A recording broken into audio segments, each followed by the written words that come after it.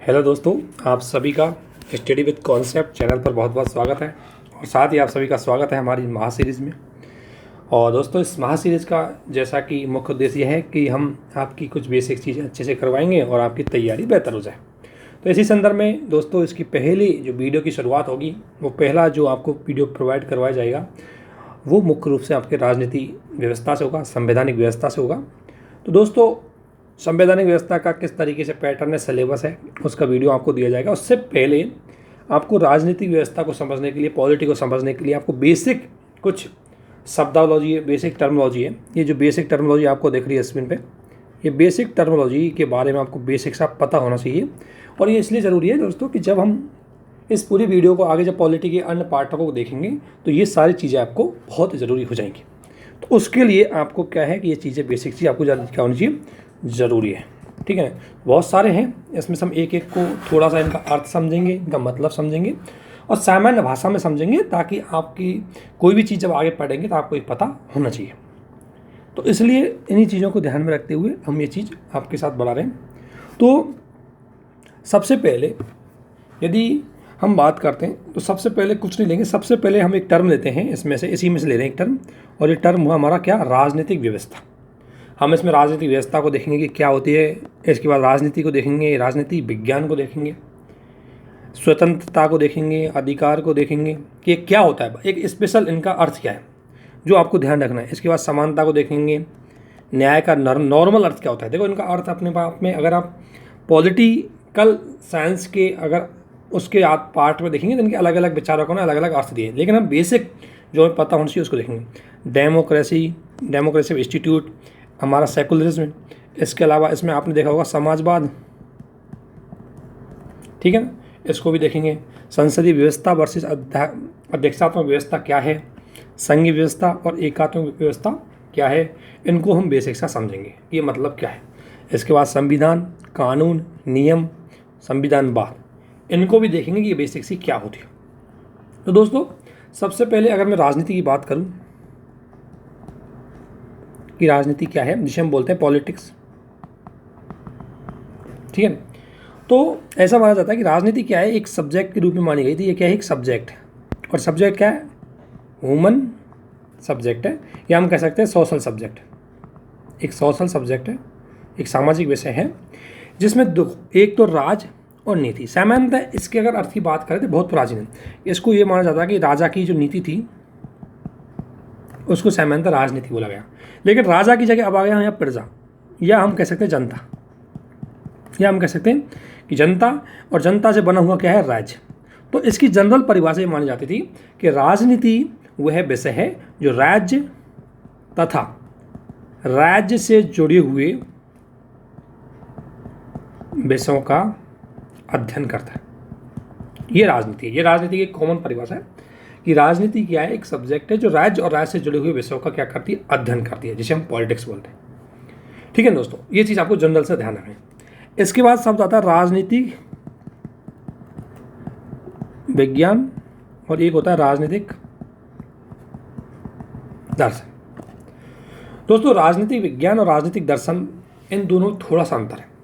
कुछ विचारक ऐसे मानते हैं कि राजनीति एक क्या है, एक मूल्य, राजनीति में मूल्यों को महत्व देते हैं, कि राजनीति में मूल्यों को महत्व ऐसे देते हैं कि राजनीति मुख्य रूप से स्वतंत्रता के लिए होती है।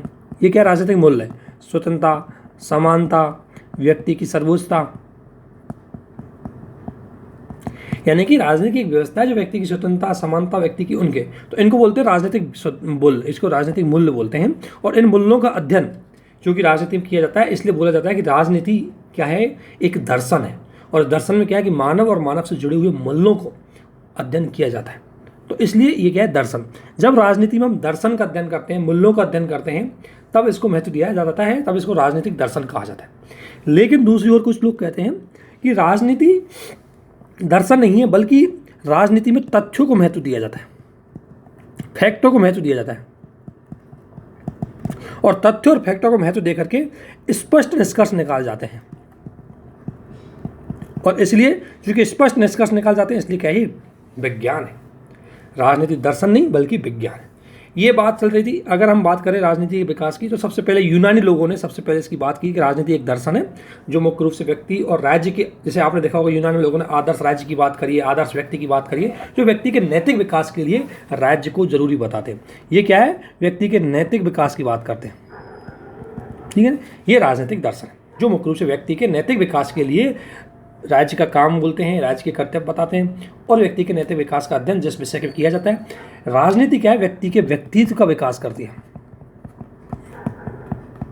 ये बात बोली गई है राजनीतिक दर्शन के लोग। इसलिए राजनीति एक दर्शन है जो व्यक्ति का नैतिक विकास, व्यक्ति के व्यक्तित्व का विकास करती है, वो है राजनीति। वहीं दूसरी ओर जो राजनीतिक वैज्ञानिक जो लोग हैं, वो इनका कहना है कि राजनीति दर्शन नहीं, बल्कि ये फैक्टों के आधार पर एक कंक्लूजन निकाला जाता है। जैसे एग्जाम्पल अगर आप देखें, इलेक्शन होते हैं, इलेक्शन में सरकार का चुनाव, ये क्या है, एक राजनीतिक घटना है। ये तो आपको पता है, ये क्या है, एक राजनीतिक घटना है। तो सरकार का चुनाव एक राजनीतिक घटना है। लेकिन आपने देखा होगा कि एग्जिट पोल होती है, उस एग्जिट पोल में डेटा होता है, और डेटा को क्या किया जाता है, एनालिसिस किया जाता है, और उसके बाद कंक्लूजन लिखा जाता है। तो ये तीनों चीज़ किसका भाग है, साइंस का। इसलिए बोला जाता है कि राजनीति एक साइंस है जिसमें स्पष्ट डेटा के आधार पर एनालिसिस करते हुए, एनालिसिस किसका करेंगे, इसमें मानवीय व्यवहार का, और तब एक निष्कर्ष निकाला जाएगा, वो है राजनीतिक विज्ञान। लेकिन ये भी बात पूरी तरह सही नहीं है, ये भी बात पूरी तरह सही नहीं है। सच तो यह है कि राजनीतिक विज्ञान के साथ साथ एक आदर्श भी है, जिसमें तथ्यों के साथ साथ व्यक्ति के नैतिक मूल्यों का भी ध्यान रखा जाता है, क्योंकि बिना मूल्यों के राजनीति का कोई महत्व नहीं है। क्योंकि राजनीति का मुख्य उद्देश्य व्यक्तित्व का विकास करना है, तो व्यक्तित्व के विकास के बिना राजनीति का कोई अस्तित्व नहीं है। इसलिए राजनीति में मूल्य जरूरी है। दोस्तों, जो लोग इसको देख रहे हैं, हो सकता है उनको थोड़ा अजीब लगे, क्योंकि पॉलिटिकल साइंस में चलती है, बट कुछ टर्मिनोलॉजी जो आपको बतानी थी, इसकी वजह से मैं इसको लेके आया, ठीक है। अगला हमारा जो इसमें देखा जाए हमें, तो अगला हमारा है स्वतंत्रता। दोस्तों, इसको लेकर के प्रीवियस सवाल आते हैं, और मेंस के आपको जनरल पता होना चाहिए। अगर बात करूं मैं स्वतंत्रता की, इसको बोलेंगे लिबर्टी।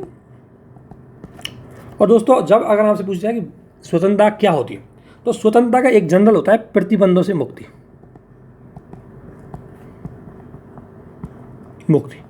यानी कि किसी व्यक्ति के ऊपर प्रतिबंधों से मुक्ति। तो दोस्तों, ये डायरेक्ट ये यूपीएससी ने कई बार क्वेश्चन पूछा है, और यूपीएससी क्या है, कई अर्थ दे देंगे। स्वतंत्रता का मतलब होता है, स्वतंत्रता का मतलब एक तो दे देगी आपको, एक तो बंधनों से मुक्ति दे देगी, बंधन नहीं होना, ठीक है। एक प्रतिबंध और बंधन तो सेम टू सेम हो गए। इसके अलावा स्वतंत्रता का मतलब होता है कि व्यक्ति को एक तरह से स्वतंत्रता का मतलब वो हो सकते हैं आत्मनिर्भर टाइप में, कि व्यक्ति किसी अन्य के ऊपर डिपेंड नहीं है, उसको स्वतंत्र है। लेकिन एक बात ध्यान रखना, जब भी इसके कई अर्थ आए, तो आपको बेसिक से एक अर्थ ध्यान रखना है कि स्वतंत्रता का मुख्य उद्देश्य है कि तार्किक प्रतिबंधों से मुक्ति। ध्यान रखना, तार्किक प्रतिबंधों से मुक्ति। तार्किक प्रतिबंध है कि स्वतंत्रता का अर्थ होता है प्रतिबंधों से क्या है, मुक्ति। लेकिन इस पे अतार्किक जो अगर बात करें हम, अतार्किक प्रतिबंधों से मुक्ति, ध्यान रखना। अतार्किक मतलब ऐसा है कि राज्य किसी व्यक्ति के या कोई दूसरा व्यक्ति की स्वतंत्रता को समाप्त नहीं कर सकता। जब भी स्वतंत्रता की बात आती है, तो स्वतंत्रता का मतलब है व्यक्ति को बंधनों से मुक्ति या प्रतिबंधों से मुक्ति। इतना आप थोड़ा सा ध्यान इसको रखना। तो इसलिए स्वतंत्रता ही होगी कि व्यक्ति को अपनी उसकी स्वतंत्रता की, व्यक्ति की उस विचारों की स्वतंत्रता होनी चाहिए, उसके विचारों पर किसी प्रकार कोई प्रतिबंध नहीं होना चाहिए। लेकिन जो उसकी स्वतंत्रता है, वो कहीं ना कहीं उसकी स्वतंत्रता तार्किक होगी, उस पर तार्किक प्रतिबंध भी लगाए जाएंगे। तो स्वतंत्रता का जनरल इतना पता लगाना आपको, स्वतंत्रता का वास्तविक मतलब क्या होता है। इसके बाद आता है समानता। तो दो चीज़ होती है, समानता और समता। इसको बोलते हैं इक्वलिटी, और इसको बोलते हैं इक्विटी। दोस्तों, समानता का मतलब होता है, इसकी अगर बात करूं मैं, तो इसका अगर जनरल भाष देखेंगे तो एक अर्थ होता है विशेषाधिकारों की समाप्ति।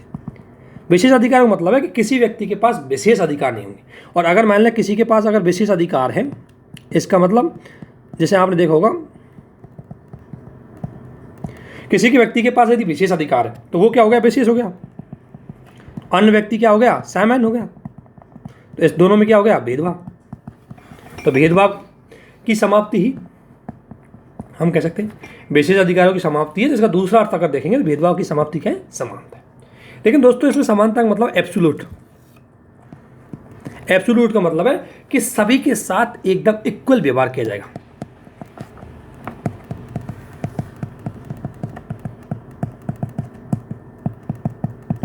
लेकिन दोस्तों यदि हम सभी के साथ इक्वल व्यवहार करें, जैसे एक व्यक्ति, मान लो एक व्यक्ति है जो पहले रनिंग में, अगर एक व्यक्ति यहाँ से दौड़ रहा है और एक व्यक्ति यहाँ से दौड़ रहा है, ये नॉर्मल व्यक्ति है और ये विकलांग है, ठीक है।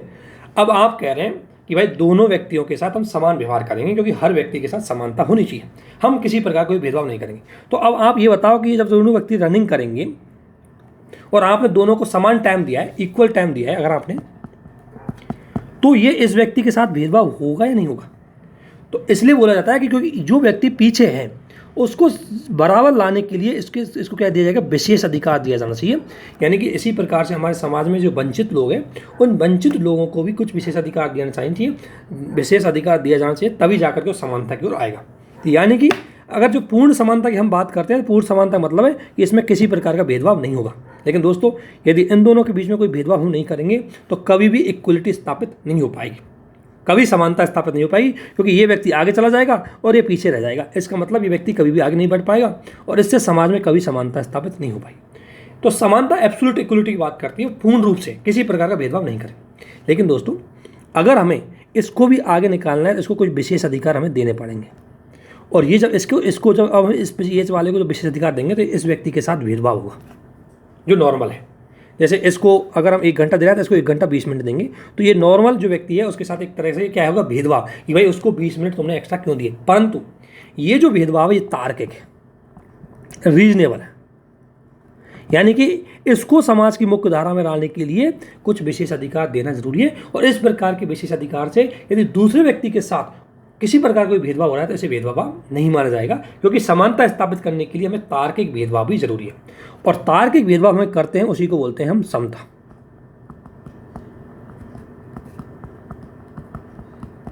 तार्किक भेदभाव के साथ समानता, यानी कि इसका एक अर्थ है समान व्यक्तियों के साथ समान व्यवहार,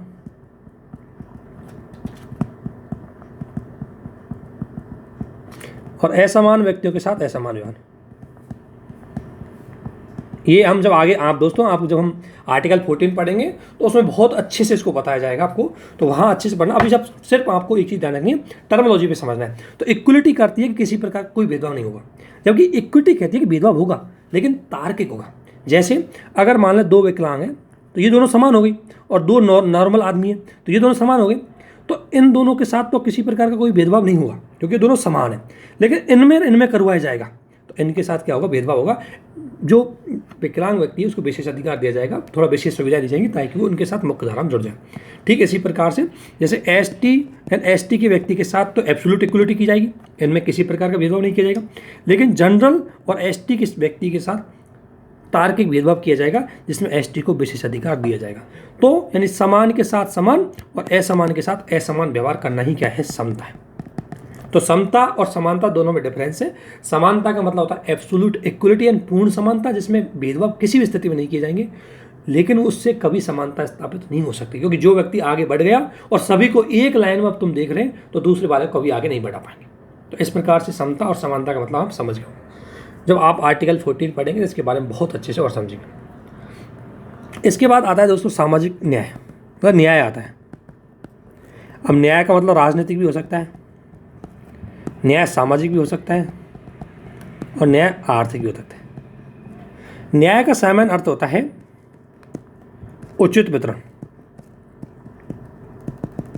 सामाजिक वस्तुओं का उचित वितरण, यानी जो वस्तु है या सेवाएं हैं उनका उचित वितरण, यानी कि जो व्यक्ति अपनी क्षमता के अनुरूप जितना उसको मिलना चाहिए उतना उस व्यक्ति को मिल रहा है तो उसके साथ उचित व्यवहार। जैसे राजनीतिक न्याय की अगर मैं बात करूं तो राजनीतिक न्याय का मतलब उचित वितरण क्या होगा, यानी कि एक व्यक्ति एक वोट, यानी कि एक व्यक्ति एक वोट का मतलब है कि लोकतंत्र में सभी व्यक्ति को अपना मतदान का अधिकार है, सभी व्यक्ति राजनीतिक रूप में अपनी राजनीतिक गतिविधियों में भाग ले सकते हैं। ये क्या है, राजनीतिक न्याय, क्योंकि उस व्यक्ति को जो राजनीतिक गतिविधि है उसमें एकदम इक्वल या तार्किक उसको क्या किया गया, वितरण किया गया। सामाजिक न्याय का मतलब है सामाजिक वस्तुओं का उचित वितरण, वस्तुओं का उचित वितरण, या हम कह सकते हैं समाज के वंचित वर्गों को विशेष सुविधाएं।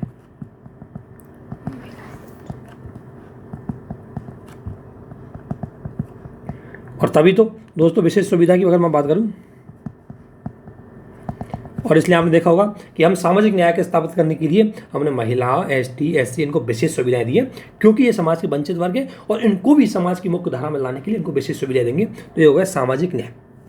आर्थिक मतलब है कि आर्थिक गतिविधियों में सभी की भागीदारी हो।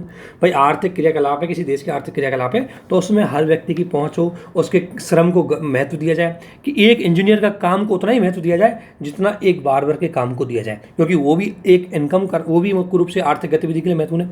ठीक उसी प्रकार एग्रीकल्चर में किसान को उतना महत्व दिया जाना चाहिए जिसका जितना अमानी या अडानी को दिया जाए, क्योंकि वो भी उत्पादन कर रहे हैं वस्तुओं का, किसान भी वस्तुओं का उत्पादन करते हैं। तो आर्थिक जो न्याय है, हालांकि इन तीनों न्यायों की परिभाषा बहुत बड़ी है, मैंने जनरल परिभाषा आपको बताइए कि राजनीतिक न्याय का एक टर्म है कि राजनीतिक गतिविधियों में सबकी समान भागीदारी हो। सामाजिक न्याय का मतलब ये कि सामाजिक जो वस्तु हैं उनका उचित वितरण हो, और आर्थिक न्याय का मतलब है कि आर्थिक गतिविधियों में सभी की तार्किक भागीदारी होनी चाहिए, सभी की आर्थिक साधन तक पहुंच होनी चाहिए, वो है आर्थिक न्याय। तो न्याय के सारे पहलू आप समझ गए होंगे। इसके बाद दोस्तों और हम टर्मिनोलॉजी को समझें। समानता हो गई, न्याय हो गई, स्वतंत्रता हो गई। अधिकार, दोस्तों मैं यदि आपसे बात करूं अधिकारों की, तो अधिकार होते हैं व्यक्ति के दावे। क्या होते हैं? दावे होते हैं जो समाज देता है तथा राज्य संरक्षित करता है। यानी कि समाज व्यक्ति, यानी समाज, जैसे एक क्या होता है कि ये होता है व्यक्ति,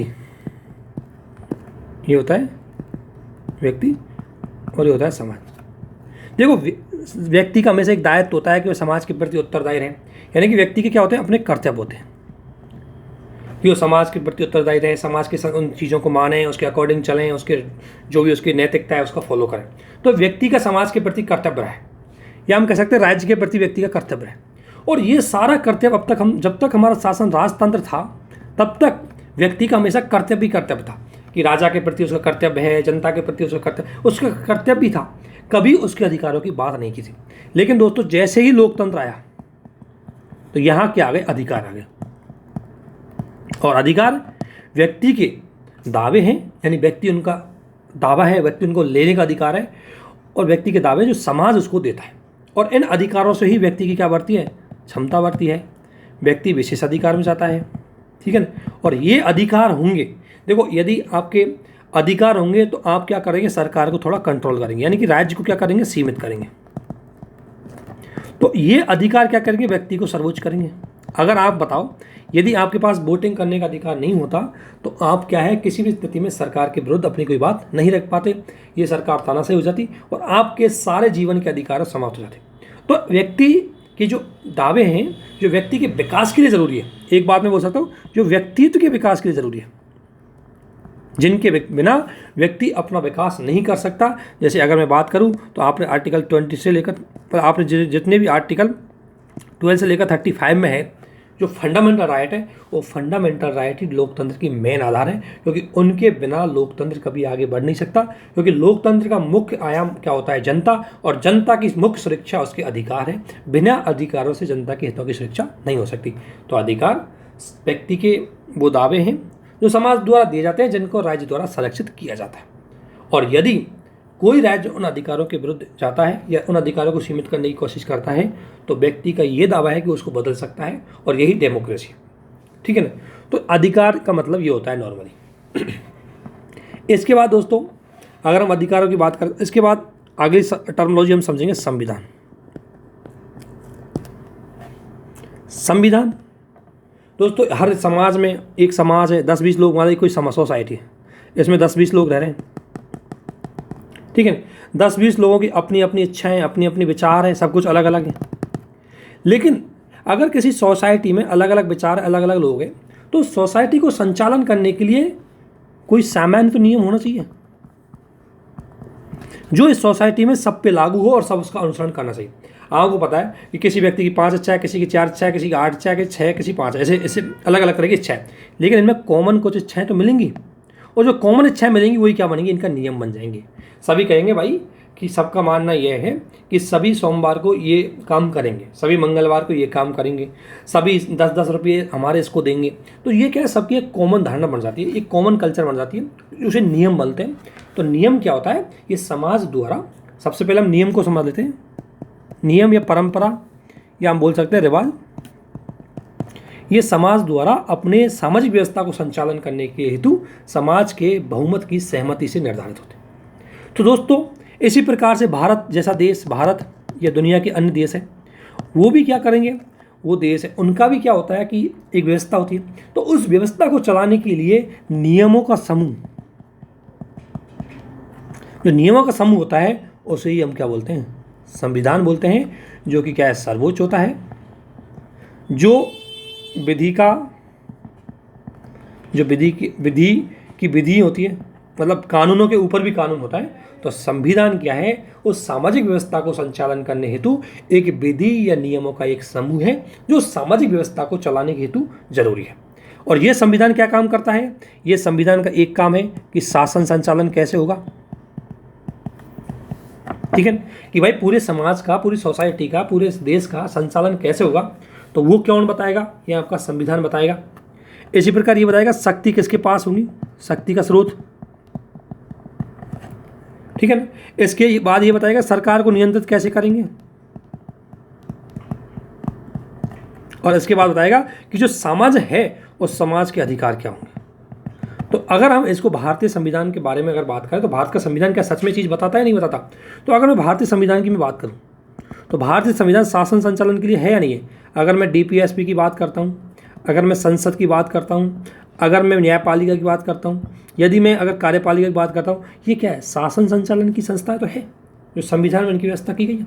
तो हमारा संविधान हमारी सोसाइटी का, भारत का शासन संचालन के लिए जरूरी है, क्योंकि इसका मुख्य उद्देश्य है व्यक्ति की गरिमा तथा उसके हितों की सुरक्षा। क्योंकि दोस्तों यदि कोई नियम नहीं होगा तो व्यक्ति की गरिमा कैसे बनी रहेगी, अगर कोई कानून नहीं होगा, कोई विधि नहीं होगी, व्यक्ति के अधिकार कैसे बने रहेंगे। इनको सुरक्षित करने के लिए सबने एक सहमति बनाई और वो हमारी हो गई संविधान। तो संविधान शासन संचालन के लिए जरूरी है। संविधान शक्ति का स्रोत, और वर्तमान में शक्ति का स्रोत कौन है, जनता। अगर आप आर्टिकल 325 को पढ़ेंगे तो 325 कहता है कि हर व्यक्ति को वोट देने का अधिकार है और प्रत्येक व्यक्ति द्वारा दिया गया वोट उसका एक सार्वभौमिक अधिकार भी है।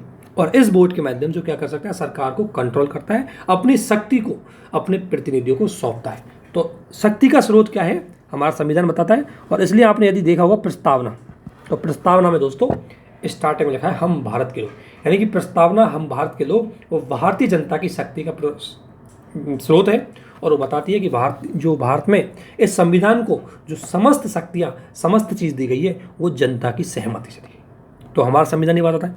अगर सरकार के नियंत्रण की बात करते हैं हम, तो आपको पता है फंडामेंटल राइट दिए गए हैं सभी को, आपको पता है चुनाव प्रणाली दी गई है सभी के लिए। इसके अलावा सुप्रीम कोर्ट दिया गया है जो सरकार पर नियंत्रण रखता है। इसके अलावा हम बात करेंगे तो कैग जैसी संस्था है जो सरकार पर नियंत्रण रखती है। इसके अलावा हम बात करेंगे इलेक्शन कमीशन जो बार बार इलेक्शन करा करके सरकार को क्या करता है, नियंत्रण करता है। तो सारी चीज़ संविधान में है या नहीं, तो इसलिए संविधान है। इसके अलावा अपने अधिकार, फंडामेंटल राइटों की बात करते हैं। तो दोस्तों मेरा कहने का मतलब है कि दुनिया में जो संविधान की जो परिभाषा है वो यही है कि संविधान एक नियमों का समूह होता है जो सर्वोच्च है, जो मुख्य रूप से देश की शासन संचालन, शक्ति का स्रोत और सरकार को नियंत्रण करता है। लेकिन दोस्तों भारत के संविधान के बारे में एक लाइन और जोड़ दी जाएगी कि संविधान सामाजिक न्याय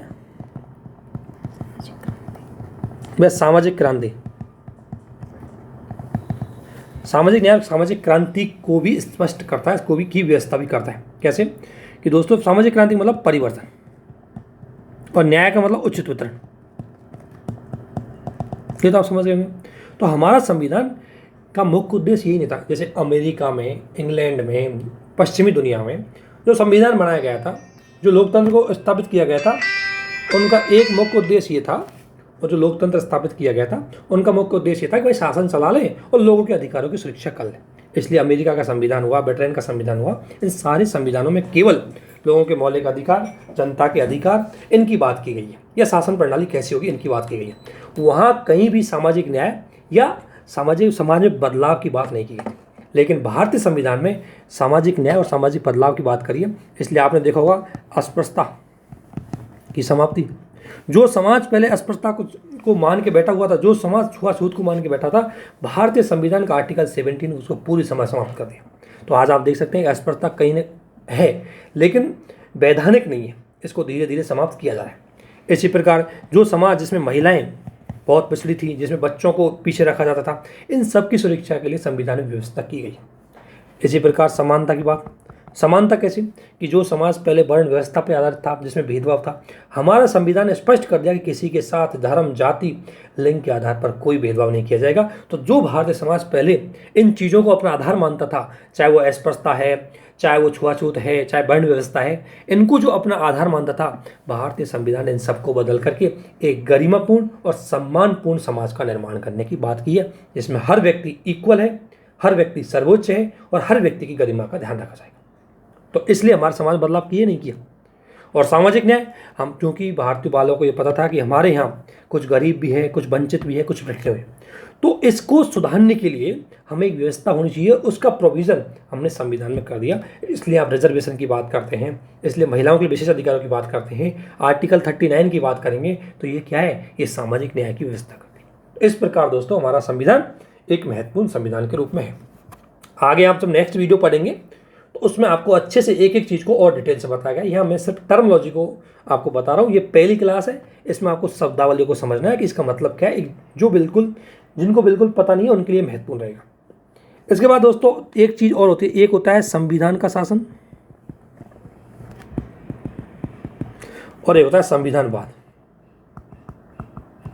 यूपीएससी प्री 2021 का क्वेश्चन है ये। यूपीएससी प्री 2021 में डायरेक्ट पूछा था संविधानवाद का मतलब क्या। तो इसलिए दोस्तों इन चीज़ों को समझ लो। संविधान का शासन है जो संविधान के अकॉर्डिंग चलता है। हालांकि मेरा जब वीडियो आएगा नेक्स्ट उसमें इसको अच्छे से मैंने बता दिए गए।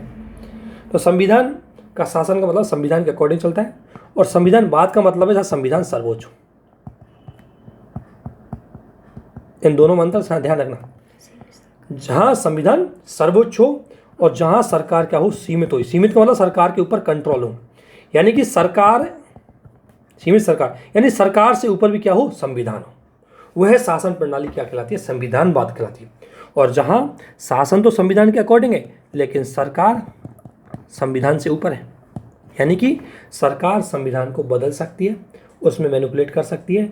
हालांकि वो संविधान के अकॉर्डिंग चल रहा है, लेकिन इस संविधान को क्या कर सकती है, सरकार वहाँ बदल सकती है। तो दोस्तों कोई भी शासन प्रणाली संविधान का शासन हो सकती है, चाहे वो लोकतंत्र हो, चाहे राजतंत्र हो, चाहे वो कुलीन तंत्र हो। अगर आप बात करें तो आज भी दुनिया में लोकतंत्र है। जैसे अगर मैं बात करूं तो चीन है, वो भी लोकतंत्र है और संविधान का शासन है, वहाँ शासन चलता है, वो माओवादी संविधान से चलता है, लेकिन वह संविधानवाद नहीं है, क्योंकि वहाँ के संविधान के से ऊपर कौन है, शी जिनपिंग है। शी जिनपिंग चाहे तो उसको कभी बदल सकता है। तो इसलिए ध्यान रखना, जहाँ संविधान का शासन होता है वहाँ सरकार ऊपर होती है, किससे, न्यायपालिका से। और दोस्तों सरकार को कंट्रोल करने में न्यायपालिका महत्वपूर्ण भूमिका निभाती है, लेकिन चीन में न्यायपालिका का रोल बिल्कुल भी नहीं है, बहुत सीमित है। इसलिए यदि आपसे पूछा जाए कि संविधान का शासन केवल लोकतंत्र ही होता है, तो ये बात पूर्ण सत्य नहीं है, क्योंकि राजाओं के टाइम पे तो राजाओं का अपना संविधान था, वो अपने नियमों के अकॉर्डिंग ही तो चलाते थे। हर राज्य की व्यवस्था अपने संविधान के अकॉर्डिंग चलती थी, लेकिन वो जो संविधान था उससे ऊपर राजा था। वो संविधान राजा के ऊपर लागू नहीं होता था, राजा खुद अपने जो शब्दों को बोल देता था वही उसका संविधान बन जाता था। तो संविधान के शासन का मतलब है कि शासन चलेगा तो संविधान के अकॉर्डिंग, नियमों के अकॉर्डिंग, परंतु उस संविधान को सर्वोच्च नहीं रखा गया। वो संविधान में सरकार सर्वोच्च है, सरकार कभी भी उसको बदल सकती है। इस प्रकार का अगर शासन बोलते हैं तो आज दुनिया की ज़्यादातर लोकतांत्रिक देश है जहाँ पर न्यायपालिका कमज़ोर है, चाहे वो चाइना हो, चाहे यूएसएसआर रूस हो, चाहे हम बात कर सकते हैं पाक हो। तो ये लोकतांत्रिक शासन तो है, लेकिन ये संविधानवाद नहीं है। क्यों? क्योंकि यहाँ न्यायपालिका को अधीनस्थ रखा गया है और यहाँ सरकार है वो संविधान के अकॉर्डिंग शासन बदलती है। नेपाल वाली बात करें, म्यांमार की बात करें, ये सारी स्थिति। लेकिन संविधानवाद की अगर हम बात करें तो संविधानवाद का मतलब है सीमित शासन। सीमित शासन का मतलब है कि संविधान सर्वोच्च है। और इसके लिए दोस्तों अगर भारत की बात करें तो भारत में एक तो फंडामेंटल राइट दिया गया है, न्यायपालिका दी है और संसद दी गई, ठीक है ना। तो दोस्तों फंडामेंटल राइट भी सरकार पे कंट्रोल करते हैं, क्योंकि ये व्यक्ति को अधिकार देते हैं। हमारे यहाँ स्वतंत्र न्यायपालिका दी है, इसलिए जब भी कोई संविधान में कोई संशोधन ऐसा करती है कोई सरकार जो मुख्य रूप से उसकी मुख्य चीज़ को बदल देती है, तो ऐसी स्थिति में न्यायपालिका उसको रोक देती है। न्यायपालिका ऐसा कोई भी प्रोविज़न जो संविधान के विरुद्ध हो, जो लोगों के अधिकारों को सीमित करता हो, जो एक तानाशाही सरकार की स्थापना करता हो, उसको न्यायपालिका रोक देती है। हमारे यहाँ न्यायपालिका की वजह से सीमित और संवैधानिक शासन की स्थापना हो पाई। तो संविधानवाद का मतलब है सीमित गवर्नमेंट, लिमिटेड गवर्नमेंट, जिसमें कॉन्स्टिट्यूशन सर्वोच्च होता है, जिसमें कॉन्स्टिट्यूशन सरकार को कंट्रोल करता है और जिसमें न्यायपालिका का भी अहम रोल रहता है, लोगों के अधिकारों का भी अहम रोल रहता है, वह है संविधानवाद। तो दोस्तों संविधान का शासन और संविधानवाद, इन दोनों को आप अच्छे से समझना, ये प्री में डायरेक्ट टर्मिनोलॉजी के साथ आपसे पूछे जाते हैं। इसके अलावा दोस्तों यदि और टर्मिनोलॉजी हम ये बात करते हैं, यहीं पर कर लेते हैं लोकतंत्र। तो लोकतंत्र को लेकर के दोस्तों मैंने एक वीडियो बनाया है, उस वीडियो को आप एक बार अच्छे से देखना, वो वीडियो आपको शेयर कर दिया जाएगा। मैंने बहुत अच्छे से लोकतंत्र के बारे में चीज़ें बताई है, उसको आप समझ सकते हैं। सामान्यतः लोकतंत्र एक सिस्टम, राजनीतिक व्यवस्था है जिसमें व्यक्ति या जनता अपने शासन का संचालन करती है, और उस शासन संचालन करने के लिए जो संस्थाएं चाहिए होती है वो लोकतांत्रिक संस्थाएं कहलाती है। जैसे अगर भारत लोकतंत्र है तो शासन संचालन के लिए क्या होना चाहिए? संसद होनी चाहिए, न्यायपालिका होनी चाहिए, कार्यपालिका होनी चाहिए, और ये तीनों क्या हो गई? लोकतांत्रिक संस्थाएं। इसका मतलब ये होता है। इसके अलावा दोस्तों धर्मनिरपेक्ष, जिसे सेकुलरिज्म बोलते हैं हम, अगर धर्मनिरपेक्ष की बात करें हम, तो दोस्तों इसको थोड़ा सा समझो। आपने धर्मनिरपेक्ष पढ़ा होगा, हालांकि जब आप मेरे वीडियो पढ़ेंगे तो उसमें आपको अच्छे से और आगे अच्छे से बढ़ाते जाएगा, लेकिन जब भी आपको सेकुलर शब्द का मतलब, सेकुलर शब्द आए या धर्मनिरपेक्षता आए, तो इसका एक चीज़ ध्यान रखना, इसका मतलब है कि राज्य का धर्म नहीं होगा, राज्य का धर्म नहीं होगा। जैसे पहले आपने देखा होगा, जैसे आज भी आप अरब कंट्रियों को देख सकते हैं जिनका अपना क्या है, एक राजधर्म है, और राजधर्म क्या है? मुस्लिम है। इंडोनेशिया को देख सकते हैं, वह राजधर्म क्या है? मुसलमान है। तो ऐसी स्थिति में जब वो मुसलमान धर्म, मतलब कोई भी राज्य धर्म, जो वहाँ राज्य धर्म होगा, तो राज्य धर्म होगा तो उसका राजनीति में पूरा कंट्रोल होगा, और इससे अन्य व्यक्तियों के जो अधिकार है वो छिन जाएंगे जो किसी दूसरे धर्म के होंगे। इसके अलावा दोस्तों अगर कोई राज्य अगर किसी धर्म पर आधारित होगा तो कभी डेमोक्रेटिक नहीं हो पाएगा, क्योंकि डेमोक्रेटिक में अंतिम जो शक्ति होती है वो जनता के पास होती है, लेकिन धर्म आधारित राज्य होता है जिसमें धर्म सुप्रियर होता है, उसमें अंतिम शक्ति है वो धर्म के जो अनुयायी होते हैं या धर्म के जो पोषक होते हैं उनके हाथ में होती है, और वो शासन व्यवस्था को खराब कर देता है। तो धर्मनिरपेक्षता का मतलब है राज्य का कोई धर्म नहीं होगा और राज्य सभी धर्मों के साथ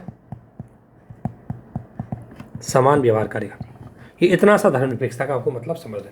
अब इसका बहुत विस्तार, अपना एक टॉपिक भी है, आर्टिकल 25 पढ़ेंगे, वहाँ बहुत अच्छे से इसकी सारी कॉन्सेप्ट को, सारी धारणा को प्री के हिसाब से, मेंस के हिसाब से आपको समझा गया है। लेकिन जब भी धर्मनिरपेक्ष आप शब्द सुने तो सभी से मेरा निवेदन है कि धर्मनिरपेक्षता का मतलब यह है कि राज्य का अपना कोई धर्म नहीं होगा और राज्य इक्वल ट्रीटमेंट करेगा सभी धर्मों के साथ। तो यह है धर्मनिरपेक्षता। इसके बाद होती है संप्रभुता। दोस्तों संप्रभुता की अगर मैं बात करूं तो संप्रभु का मतलब है कि कोई भी एक भूभाग का क्षेत्र जो स्वतंत्र एवं स्वायत्त होकर आंतरिक एवं बाह्य डिसीजन ले सकता है। जैसे कि भारत वर्तमान में एक स्वतंत्र है, चाहे वो अंतर्राष्ट्रीय संधि को माने या ना माने, चाहे अमेरिका के किसी डिसीजन को माने या न माने, ये भारत पर डिपेंड करता है, भारत उसमें किस तरीके, या भारत आंतरिक रूप से कौन से कानून को लागू करेगा, कौन से को नहीं करेगा, यह है संप्रभु। लेकिन अगर बात करें 1950 से पहले, हम 1947 से पहले, तो 1947 से पूर्व हम संप्रभु नहीं थे दोस्तों। क्यों नहीं थे? क्योंकि हमारे यहाँ स्वतंत्र एवं स्वायत्ता नहीं थी। ये स्वतंत्र और स्वायत्ता किसके पास थी? ब्रिटिश के पास। भारत की विदेश नीति का निर्धारण कौन करता था? ब्रिटेन का राजा। भारत में कौन सा निर्णय लेना है, कौन सी संसद व्यवस्था लागू करनी है, कौन करता था? ब्रिटेन का राजा। तो इसलिए भारत 1947 से पहले संप्रभु नहीं था। तो वह संप्रभुता का मतलब है कोई देश जो अपनी विदेश नीति का स्वतंत्र और घरेलू नीति का स्वतंत्र रूप से संचालन कर सके, वह संप्रभु है। अगर आप बात करूं आज भी वर्तमान में देश, देखो ध्यान रखना, कोई देश स्वतंत्र हो सकता है पर संप्रभु नहीं। जैसे अगर बात करें हम श्रीलंका की, श्रीलंका स्वतंत्र है, लेकिन श्रीलंका की विदेश नीति को प्रभावित करने में चीन का रोल अब बढ़ गया है। तो चाइना उसकी विदेश नीति को इफेक्ट करता है। आज श्रीलंका बिना चाइना की अनुमति से जल्दी में कोई डिसीजन अंतर्राष्ट्रीय लेवल पर नहीं ले पाता, क्योंकि चाइना श्रीलंका की डिपेंडेंसी किसके ऊपर हो गई है? चाइना के ऊपर।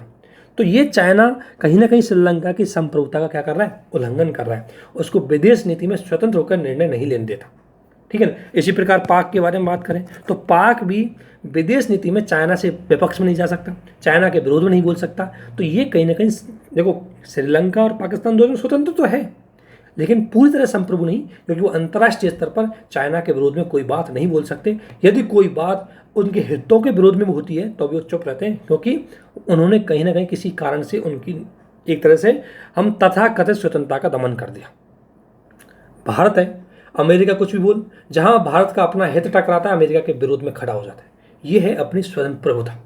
तो सॉवरेनिटी है, सॉवरेनिटी वह स्वतंत्रता है जो किसी भी स्टेट सिस्टम को आंतरिक डिसीजन और बाहर डिसीजन में सारे बंधनों से मुक्त करती है, सारे किसी व्यक्ति अन्य किसी के प्रभावों से मुक्त करती है, वह है संप्रभुता। ठीक है दोस्तों। इसके बाद आता है राज्य।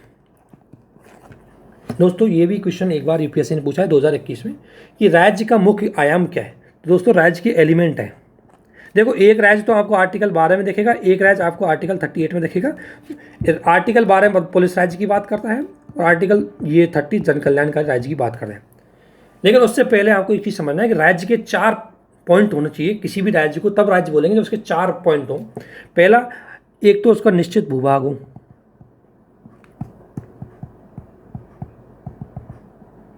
निश्चित भूभाग का मतलब जैसे इंडिया का एक भूभाग है, आपने मैप देखा होगा। ठीक है ना। तो इंडिया के भूभाग हो गया। उसके बाद उसकी एक सरकार हो, उसके पास अपनी जनसंख्या हो, और सबसे इंपॉर्टेंट जो आयाम है वह है संप्रभुता। तो इसलिए दोस्तों 1947 से पहले भारत के पास निश्चित भूभाग था, उसकी सरकार भी थी, उसकी जनसंख्या भी थी, लेकिन ये वाला पॉइंट नहीं था। इसलिए 1947 से पहले भारत राज्य नहीं था। तो जो राजनीति विज्ञान के अंतर्गत जो राज्य की परिभाषा यह है कि वह पार्ट जिसका एक निश्चित भूभाग हो, उसकी अपनी स्वतंत्र सरकार हो, उसके पास जनसंख्या हो, और सबसे इंपॉर्टेंट फैक्ट कि वो सॉवरन हो, वो संप्रभु हो, जिसपे किसी प्रकार का आंतरिक या बाह्य दबाव नहीं, वो होता है राज्य। लेकिन दोस्तों अगर हम भारतीय संविधान के मौलिक अधिकारों के अंतर्गत आर्टिकल 12 है तो उसको राज्य को बोला गया है पुलिस राज्य। और जहां आर्टिकल 12 में जो राज्य की बात की गई है, ये राज्य यूपी एमपी बिहार नहीं, बल्कि ये राज्य है कि राज्य यह है कि जैसे आपने देखा होगा इसमें परिभाषित किया गया है, जैसे संघ सरकार, राज्य सरकार, संसद, राज्यपाल या अन्य कोई सरकारी संगठन। तो जो भी सरकारी संगठन हो सब क्या है? स्टेट है। जैसे कोई गवर्नमेंट स्कूल है तो वो भी राज्य है। जैसे अगर आप बात करेंगे कोई गवर्नमेंट कॉलेज है तो वो भी राज्य, अगर कोई गवर्नमेंट विभाग है तो वो भी राज्य। तो आर्टिकल 12 के अंतर्गत राज्य की परिभाषा ये तो राज्य की कॉमन परिभाषा है ही है। लेकिन आर्टिकल 20 के अंतर्गत राज्य है वो सीमित राज्य है, और राज्य का मतलब उसमें पूरी तरह डिफाइन किया गया है। जब हम आर्टिकल 12 को आगे पढ़ेंगे वह बहुत विस्तार से इसके बारे में आपको बताया गया है। आर्टिकल 38 में बोला है कि राज्य का मुख्य उद्देश्य जन कल्याणकारी है, यानी कि राज्य जन कल्याण के लिए काम करेगा, राज्य लोगों के विकास के लिए काम करेगा, राज्य समाज के वंचित वर्गों के लिए भी काम करेगा। तो नॉर्मल अगर परिभाषा आपसे पूछी जाए तो राज्य का मतलब यह है कि राज्य जिसका निश्चित भूभाग हो, सरकार हो, जनसंख्या हो और संप्रभुता हो, वो राज्य। अगर आपसे पूछा जाए कि जन कल्याण का राज्य क्या है, तो राज्य वो राज्य जो समाज के वंचित वर्गों के लिए जन कल्याण का काम करता है, उसको विशेष सुविधाएं प्रोवाइड करवाता है, वो क्या है? जन कल्याणकारी राज्य। पुलिस राज्य, जो राज्य कहीं ना कहीं व्यक्ति को केवल, पुलिस राज्य का मतलब अगर आपको समझाऊं, पुलिस राज्य का मतलब है राज्य का मुख्य काम क्या है? कानून व्यवस्था और सुरक्षा। ये राज्य का मुख्य काम है, इसके अलावा राज्य कुछ नहीं करेगा। और जन कल्याणकारी राज्य का मतलब है जैसे वेलफेयर स्टेट बोलते हैं, ये बोलता है कि देखो कानून व्यवस्था तो है ही है, राज्य का काम कानून व्यवस्था भी है, सुरक्षा है, परंतु राज्य एक काम और करेगा, सामाजिक न्याय भी स्थापित करेगा, जन कल्याण भी करेगा। और इसलिए आपने देखा होगा कि भारत एक जन कल्याण का राज्य जो समाज के गरीब और वंचित वर्गों के लिए विशेष सुविधा प्रोवाइड करवाता है और उनके विकास में अपनी भूमिका निभाता है। तो ये हो गया राज्य। इसके अलावा दोस्तों और टर्मिनोलॉजी देख लेते हैं जो हमसे छूट गई। ये टर्मिनोलॉजी ध्यान रखना, ये सारी टर्मिनोलॉजी आप इसके पहले इसमें जरूर बता रहा हूँ आपको। इसके अलावा दोस्तों एक टर्मिनोलॉजी है, संविधान के बारे में आप समझ गए हो। इसके बाद कानून, कानून या विधि, विधि या कानून की अगर मैं बात करूं तो लोकतांत्रिक व्यवस्था के अंतर्गत संसद के सभी जो भाग है, संसद के सभी भाग, चाहे लोकसभा है, राज्यसभा है और राष्ट्रपति, इन सभी की पूर्ण सहमति से जब कोई परंपरा, कोई रीति रिवाज क्या होता है, लागू होता है, तो वो एक कानून का रूप ले लेता है, जो बाध्यकारी होता है, जिनका अनुसरण करना जरूरी है, और इसमें किसी भी प्रकार का संशोधन है वो संसद या राज्य विधानसभा ही कर सकती है। जब इस कानून को व्यावहारिक रूप से लागू करना होता है तो कुछ कार्यपालिकाई नियम बनाए जाते हैं, जो कार्यपालिका के द्वारा बनाए जाते हैं, उन्हें बोलते हैं रूल, जो कानून को बाइफरकेट किए जाते हैं, कानून को इम्प्लीमेंट करने के लिए बनाए जाते हैं। इसी के बाद ये चीज़ आप समझ लेंगे। अनुच्छेद क्या है दोस्तों, कि हमारे संविधान के अंतर्गत कुछ विशेष प्रोविजनों को एक विशेष धाराओं में रखा गया है। वो जो धारा है संविधान की, उन्हीं धाराओं को आर्टिकल बोला जाता है। और अगर अनुसूची की बात करें तो दोस्तों, हमारे संविधान के अंतर्गत कुछ ऐसे पार्ट जो बहुत विस्तृत थे, जो बहुत व्यापक थे, उनकी एक स्पेशल सूची बनाई गई है, जिसे अनुसूची रखा गया है। इनकी संख्या वर्तमान में कितनी है? 12 है। ये आप सब टर्मिनोलॉजी समझ गए होंगे। इसके अलावा दोस्तों आपको 2-3 शब्दावली और समझनी है। एक होता है शासन के अंगों की बात करते हैं हम, शासन की प्रणालियाँ। तो शासन संचालन के लिए मुख्य रूप से 2-3 प्रणालियाँ होती है जो सारे देशों में होती है। एक होती है इसकी शासन संचालन के लिए संसदीय प्रणाली, एक होती है अध्यक्षीय प्रणाली, जिसे प्रेसिडेंशियल फॉर्म बोलते हैं, और एक होती है अर्ध अध्यक्षित में। दोस्तों संसदीय शासन प्रणाली हम आगे पढ़ेंगे इन तीनों के बारे में, लेकिन थोड़ा सा बेसिक बताता हूँ। संसदीय शासन प्रणाली वो प्रणाली होती है जिसमें क्या होता है कि जिसमें उत्तरदायी एवं जवाबदेही सरकार होती है, और जिसमें जो सरकार होती है जिसे हम मंत्रिपरिषद बोलते हैं, ये क्या होती है? उत्तरदायी होती है किसके? लोकसभा के प्रति। तो संसदीय शासन प्रणाली के एक अंग है, जिसमें एक तो विधायिका एवं कार्यपालिका में क्या होता है? समन्वय होता है। यानी कि जो सदस्य विधायिका के होते हैं वही कार्यपालिका के सदस्य बनते हैं। इसका मतलब पूर्ण पृथक्करण नहीं, पूर्ण पृथक्करण नहीं दोस्तों। पूर्ण पृथक्करण का मतलब है सरकार के तीनों अंग, चाहे एक पहला हो गया विधायिका, कार्यपालिका और न्यायपालिका, इन तीनों में पूर्ण पृथकता होगी। ये तीनों एक दूसरे से अलग अलग होंगे, इन तीनों में आंतरिक हस्तक्षेप नहीं होगा और एक दूसरे से पूरी तरह स्वतंत्र होंगे। तो पूर्ण पृथकता को इस स्वीकार नहीं किया गया, क्योंकि विधायिका के सदस्य कार्यपालिका में होते हैं, इसलिए इनमें समन्वय पाया गया। तो ये है भारतीय संसदीय व्यवस्था। तो संसदीय व्यवस्था मतलब शासन प्रणाली, वह शासन प्रणाली जिसमें सरकार उत्तरदायी हो, जिसमें दोहरी कार्यपालिका होती है। दोहरी कार्यपालिका में एक होता है पीएम और एक होता है प्रेसिडेंट। लेकिन दोस्तों इसमें प्रेसिडेंट नाम मात्र का होता है, वास्तविक जो पावर संसदीय शासन प्रणाली में होती है वो पीएम के पास होती है। ठीक है, क्यों? क्योंकि जनता का प्रतिनिधि करता है सीधा, जबकि प्रेसिडेंट है वो अप्रत्यक्ष रूप से जनता का प्रतिनिधित्व करता है। अध्यक्षीय शासन प्रणाली का अगर हम एग्जाम्पल दें तो अमेरिका है, जिसमें शासन के तीनों अंग विधायिका, कार्यपालिका, न्यायपालिका, इन तीनों अंगों का एकदम पृथक्करण होता है। विधायिका के चुनावों से न्याय कार्यपालिका का कोई प्रभाव नहीं पड़ता। ठीक है, विधायक कार्यपालिका के जो लोग हैं उनको विधायिका में कोई बहुमत की जरूरत नहीं पड़ती। अगर विधायिका खत्म होती है तो कार्यपालिका पर कोई प्रभाव नहीं पड़ेगा। जबकि संसदीय शासन प्रणाली में दोस्तों यदि हमारी संसद खत्म हो जाती है तो मंत्रिपरिषद भी खत्म हो जाती है। तो इसका मतलब विधायिका और कार्यपालिका तीनों का ये काम हो जाता है। ठीक है ना। इसके अलावा अध्यक्षीय शासन प्रणाली के अंतर्गत हम बात करें तो अध्यक्षीय शासन प्रणाली में विधायिका, कार्यपालिका, न्यायपालिका तीनों अलग अलग होती है, लेकिन इसमें अंतिम शक्ति होती है वो राष्ट्रपति के पास होती है, जैसे अमेरिका का राष्ट्रपति।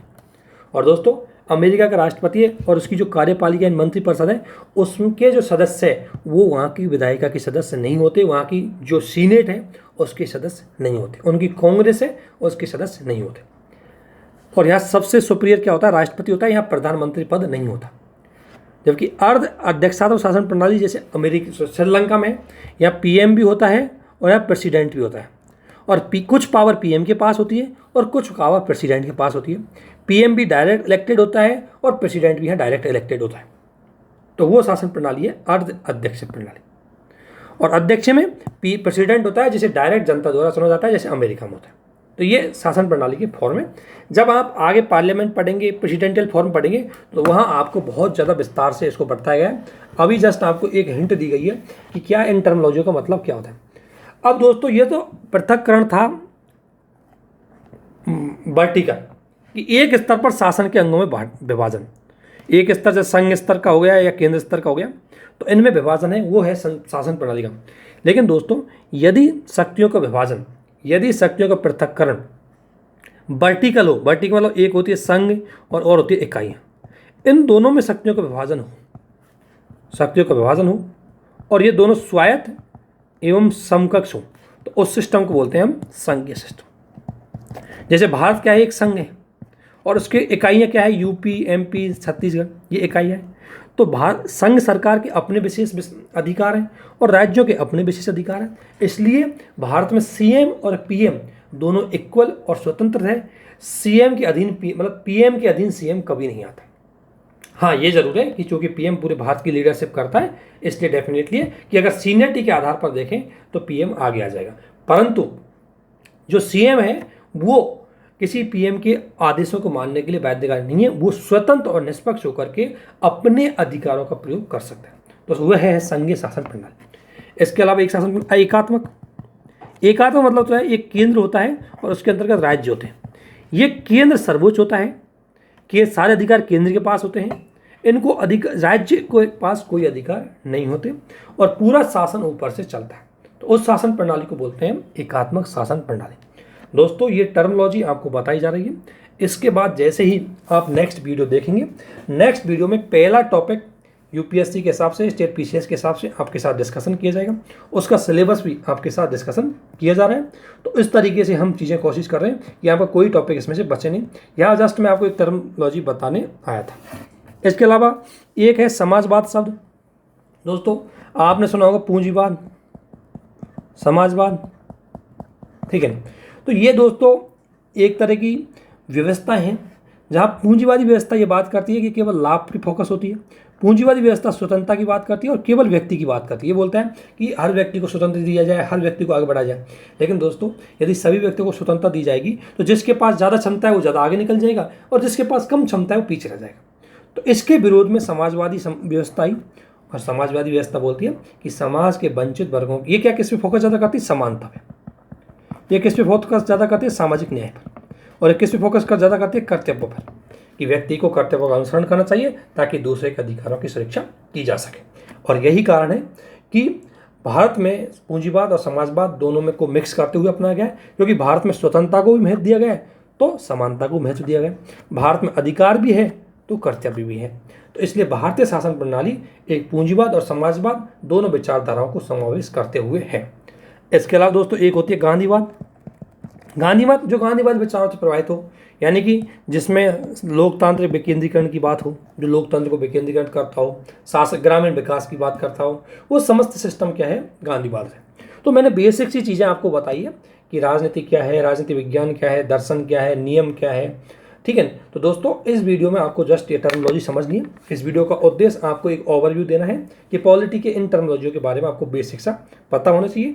नेक्स्ट वीडियो में आपको बहुत अच्छी तरीके से उसमें चीज़ें बताई गई है और उस वीडियो के अंतर्गत आपके सिलेबस को पहले पार्ट से ओपन किया गया है, अच्छे एक एक टॉपिक को अच्छे से डिस्कशन किया गया है। और दोस्तों जब भी नेक्स्ट वीडियो के अंतर्गत आपको किसी प्रकार का कोई डाउट है तो आप उसको पूछें और अच्छे से उसको पढ़ें, समझें, फिर उनको एनसीईआरटी जोड़ें, प्रीवियस ईयर के क्वेश्चन के साथ जोड़ें, तो डेफिनेटली आपके लिए बहुत हेल्पफुल रहेगा।